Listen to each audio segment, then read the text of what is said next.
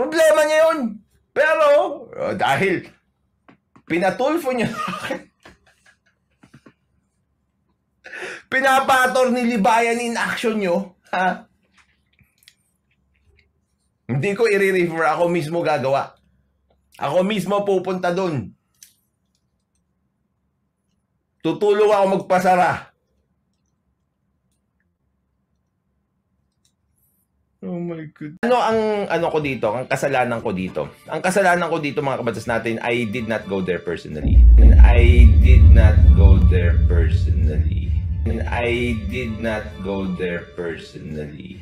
Sabi ni Gayo, kami na bahala dito ang palaya. Doon na lang kayo mag-focus sa Baguio. Oo nga. Patigilin nyo nga yung sugalan doon. Baka kayo nga yung kayo yung pwedeng magpatigil doon. Bibigyan ko kayo ng plaque of appreciation. Doon sa pinapakita nyong pasugalan na ewan ko baka kayo rin.